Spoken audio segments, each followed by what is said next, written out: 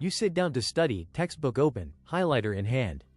2 minutes in, you're suddenly planning next summer's vacation or replaying that awkward conversation from 3 years ago.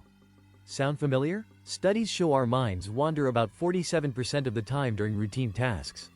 For students, that means nearly half your study session might be mental dead air. It's not just you, it's how human brains work. But here's the kicker. Those brief mental vacations add up. Every time you zone out during an important concept, you create gaps in your understanding. Later, you'll spend double the time relearning what you should have grasped the first time. The real cost isn't just lost minutes. It's the compounding effect on your grades, your stress levels, and your free time.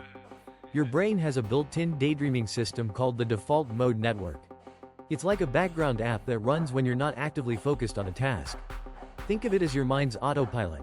It kicks in when you're brushing your teeth, staring out a window, or spacing out during a lecture. The DMN loves to wander. It replays old memories, imagines future scenarios, and spins stories about what could have been. While this might sound harmless, it becomes a problem when you're trying to study.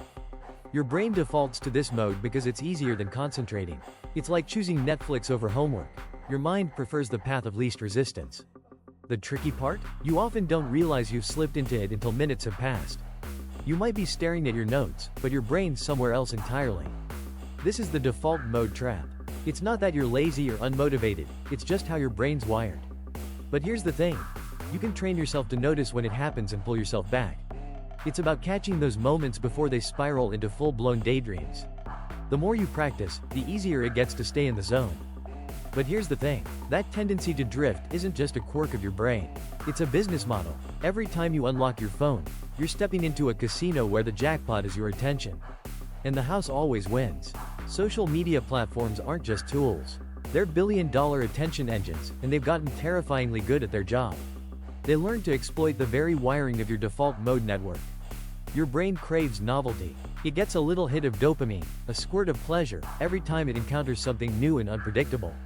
So these platforms engineered a delivery system for it. The infinite scroll, the pull to refresh, the notification badge with a bright red number. These aren't accidents. They're deliberate design choices, refined over years by the smartest engineers in the world, all to keep your thumb moving and your eyes glued to the screen. It's a slot machine in your pocket. You pull down to refresh, and you never know what you'll get. A message from a friend? A devastating news headline? A funny video? That unpredictability is the hook. It trains your brain to check, and check, and check again. You're not just passively consuming content. You're being conditioned to crave constant, fragmented stimulation. So when you sit down to face a static, demanding textbook, your brain rebels. It's been trained to expect a fireworks show, and all you've given it is a candle. No wonder it starts to wander. Dopamine isn't the pleasure chemical. That's a lie we've all been told. It's the molecule of wanting. It's the anticipation, the craving, the itch you just had to scratch. Every time you give in and check your phone, you get a little squirt of it. Not a flood of joy, just a promise. That felt good. Do it again. Your brain learns fast. It starts to see the quiet page of a textbook as a threat. No pings, no flashes, no instant reward.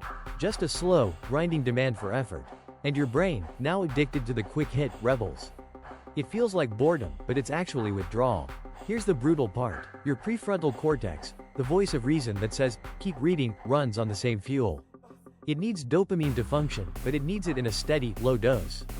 The constant spikes from distractions starve it. They weaken its grip. Every interruption is a bicep curl for your impulsivity, and a day of rest for your focus. So the loop tightens. You need more frequent, more intense hits just to feel normal. A paragraph of dense text offers none of that.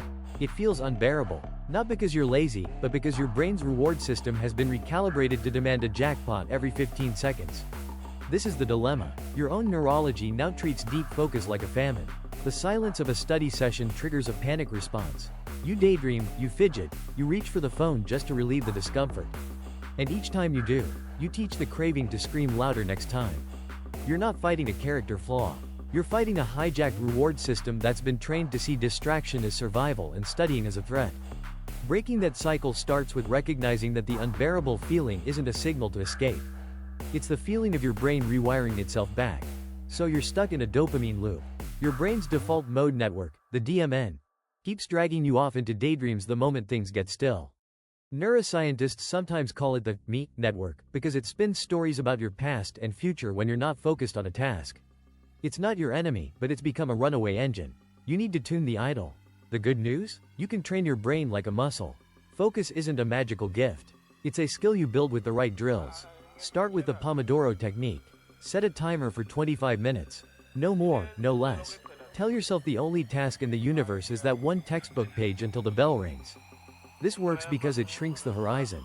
The DMN box at a 3-hour study block, but a crisp, finite box feels doable. It's a tiny, honest deal with your brain. Work now, then a 5-minute reward. That quick break doesn't cause a dopamine spike. It's a predictable exhale that keeps the craving system in check. Do one Pomodoro. Just one, then another. Next, steal a practice from the labs. Mindfulness.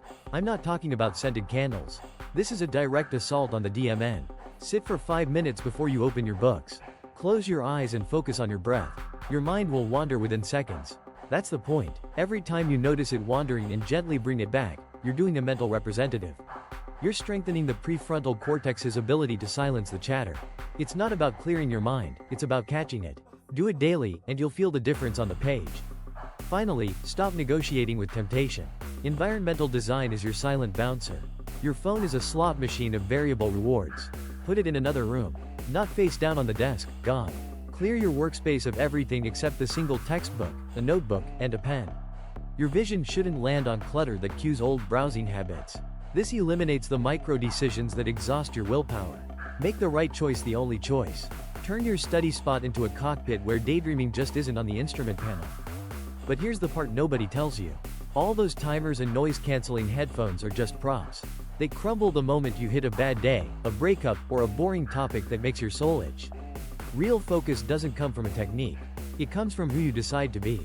You have to stop seeing yourself as a dreamer who's trying to focus, and start operating as a focused person who occasionally gets distracted. That's not wordplay. It's a fundamental identity shift. A focused person doesn't negotiate with the urge to open a new tab. They feel the impulse, label it as a temporary electrical storm in the brain, and let it pass without moving their hands. You've built the hardware with your rewiring drills. Now you need to install the operating system of a finisher.